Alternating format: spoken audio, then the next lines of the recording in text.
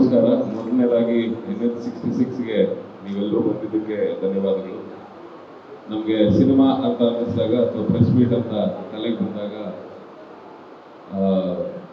ಪ್ರತಿಯೊಂದು ಜಾಗಗಳಲ್ಲೂ ನಮ್ಮದು ಯೂಶಲಿ ಬನಶಂಕರಿನೋ ಆ ಕಡೆ ಜಯನಗರನೋ ಆ ಕಡೆ ಈ ಕಡೆ ಸುತ್ತಾ ಇದ್ವಿ. ಮೊದಲನೇ ಸರಿ RR ನಗರಕ್ಕೆ ಕರೆಸ್ಕೊಂಡಿದ್ದೀವಿ ನಿಮ್ಮೆಲ್ಲರೂ.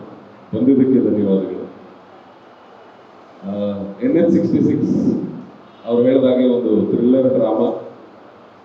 ಇಷ್ಟ ಆಗೋದಕ್ಕೆ ಹಲವಾರು ಕಾರಣಗಳಿದೆ. ಒಂದು ನಂದೇ ಹೈವೇ NH66, ಬಟ್ ಅದಕ್ಕಿಂತ ಮುಖ್ಯವಾದ ಕಾರಣ ಅನಿಸಿದ್ದು ನನಗೆ ಅವರು ಮಾಡಿದಂಥ ಸ್ಕ್ರೀನ್ ಪ್ಲೇ.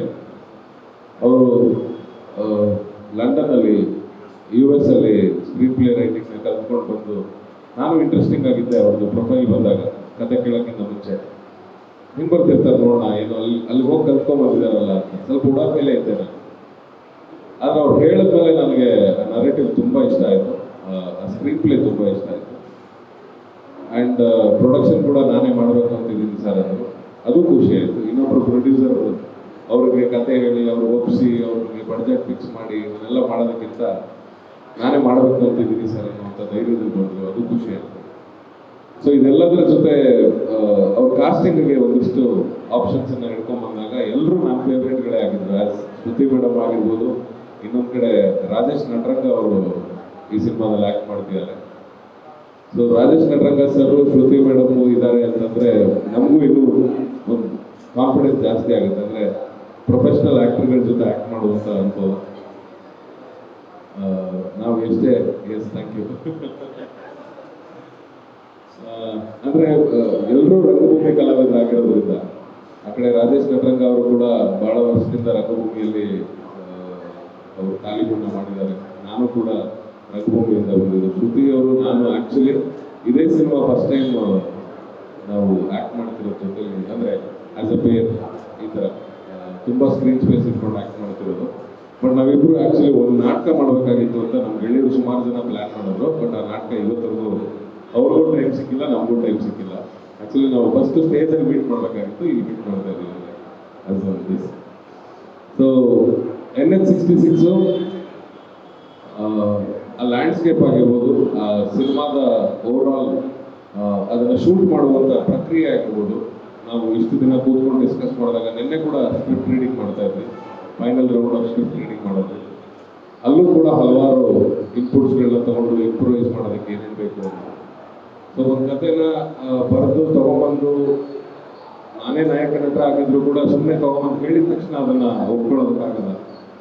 ಸುಮಾರು 10-15 ಸರಿ ಆ ಸ್ಕ್ರಿಪ್ಟ್ ಮೇಲೆ ಡೈರೆಕ್ಟರ್ ಕೂಡ ವರ್ಕ್ ಮಾಡಿರ್ತಾರೆ. ಅದಾದ್ಮೇಲೆ ನಾವು ಕೂಡ ಇಂಡಿವಿಜುವಲ್ ಆಗಿ ಅದ್ರ ಮೇಲೆ ಕೆಲಸ ಮಾಡಿರ್ತೀವಿ, ಒಂದು ಒಳ್ಳೆ ಸಿನಿಮಾ ಆಚೆ ಬರಲಿ ಅನ್ನೋ ಕಾರಣಕ್ಕೆ. ಸೊ ಆ ಒಳ್ಳೆ ಸಿನಿಮಾ ಮಾಡೋ ಪ್ರಯತ್ನ NH66ಗೆ ನಿಮ್ಮೆಲ್ಲರ ಹಾರೈಕೆ ಇರಲಿ. ಆ್ಯಂಡ್ ಮಂಜುನಾಥ್ ಅವ್ರಿಗೆ ಮೊದಲನೇ ಪ್ರಯತ್ನ, ಅವ್ರ ಮೇಲೂ ಕೂಡ ರಾಯರ ಕೃಪೆ ಇರಲಿ ಅಂತ ಕೇಳ್ಕೊತಾ, ಅವ್ರು ರಾಯರ ಪರಮಾಪ್ತ ಭಕ್ತರು. ಪ್ರೊಡಕ್ಷನ್ ಹೌಸ್ ಹೆಸರು ನೋಡಿದ್ರೆ ಗೊತ್ತಾಗ್ಬಿಡುತ್ತೆ ನಮಗೆ. ಅವ್ರು ಬಂದಿದ್ದ ದಿವಸದಿಂದನೂ ರಾಯರಿದ್ದಾರೆ ಸರ್ ಅಂತ. ನಾನು ಸುಧೀಂದ್ರ ಸರ್ ಫೋನ್ ಮಾಡಿದ ತಕ್ಷಣ ಕರೆಕ್ಟ್ ಜಾಗಕ್ಕೆ ಬಂದಿದ್ದಾರೆ ನೋಡಿ ಸರ್ ಅಂದೇನೋ.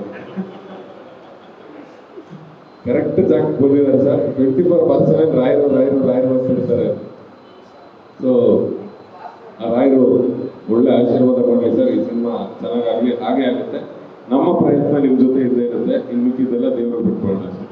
ನನಗೆ ಸಿಕ್ಕಿರೋ ಅಷ್ಟು ಕಾಂಟ್ಯಾಕ್ಟ್ಸ್ಗಳನ್ನ ಮಂಗಳೂರಿಂದ ಗೋವಾ ತನಕ ಅವ್ರಿಗೆ ಏನೇನು ಬೇಕು ಕೊಟ್ಟಿದ್ದೀನಿ. ಇದರ ಎಕ್ಸಿಕ್ಯೂಟಿವ್ ಪ್ರೊಡ್ಯೂಸರ್ಗಳಿದ್ದಾರೆ, ಸುಮಾರಷ್ಟು ಮಂಗಳೂರು ಹುಡುಗರಿದ್ದಾರೆ. ಹಾಗೆ ಕಾಂತಾರದಲ್ಲಿ ಆ್ಯಕ್ಟ್ ಮಾಡಿರುವಂಥ ಹುಡುಗರಿಗೆ 2 ವರ್ಷ ಆ ಬೆಲ್ಟಲ್ಲಿ ಓಡಾಡಿ ಹೆಂಗಾಗ್ಬಿಟ್ಟಿದೆ ಅಂದರೆ ಅದು ಕೂಡ ಅವ್ರು ಓಡಾಡ್ಬಿಟ್ಟಿದೆ. ಆ ಥರದ್ದು ಹುಡುಗರಲ್ಲಿ ರಾಘವೇಂದ್ರ ಒಬ್ಬ.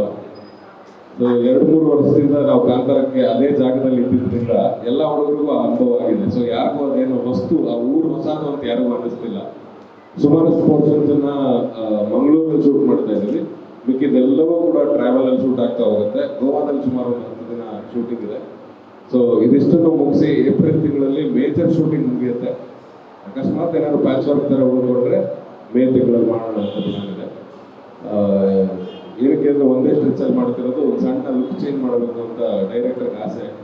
ಯಾವಾಗಲೂ ಮೀಸೆ ಬಿಟ್ಕೊಂಡಿರ್ತೀರಲ್ಲ ಸರ್ ಅಂತ, ಹಂಗಂತ ಮೀಸೆ ಓಡಿಸಲ್ಲ. ಸೊ ಅದೊಂದು ಸಣ್ಣ ಲುಕ್ ಚೇಂಜ್ ಮಾಡಬೇಕು ಅಂತ ನಮಗೆ ಆಸೆ ಇತ್ತು. ಸೊ ಹಂಗಾಗಿ ಒಂದೇ ಸ್ಟ್ರೆಚಲ್ಲಿ ಮುಗಿಸೋಣ ಅಂತ ಹಾಕೊಂಡಿದ್ದೀವಿ. ಸೊ ಏಪ್ರಿಲ್ ತಿಂಗಳಲ್ಲಿ ಮೇಜರ್ ಮುಗಿದೋಗುತ್ತೆ, ಮೇ ತಿಂಗಳಲ್ಲಿ ಏನಾದ್ರು ಉಳ್ಕೊಂಡ್ರೆ ಮಾಡೋಣ ಅನ್ನೋ ಪ್ರಯತ್ನ. ಇದು ಒಂದು ಕ್ಯಾಬ್ ಡ್ರೈವರ್ನ ಪಾತ್ರ. ಸೊ ಆ ಕ್ಯಾಬನ್ನು ನಾನು ಓಡಿಸ್ತಿರ್ತೀನಿ, ಅದ್ರಲ್ಲಿ ಬರುವಂಥ ಪ್ಯಾಸೆಂಜರ್ಗಳು ಅಥವಾ ಕಂಪನೀಸು ಅಥವಾ ಗರ್ಲ್ ಫ್ರೆಂಡು ಅಥವಾ ಏನು ಬೇಕಾದ್ರೂ ಅನ್ಕೋಬೋದು. ಆ ಥರದ ಪಾತ್ರಗಳಲ್ಲಿ ರಾಜೇಶ್ ನಟರಂಗ ಸರ್ ಮತ್ತು ಶ್ರುತಿ ಅವರು ಬಂದವರು. ಕ್ಯಾಬ್ ಡ್ರೈವರಾಗಿ ನಾನಿದ್ದೀನಿ ಸರ್, ಅದಕ್ಕೆ ವೈಟ್ ಹಾಕೊಂಡ್ಬಂದಿದ್ದೀನಿ. ಮೇಲ್ಗಡೆ ಬೇಡ ಅಂತ ನನ್ನ ಹೆಂಡತಿ ಹೇಳಿದ್ರು, ಅದಕ್ಕೆ ಸುಮ್ಮನೆ.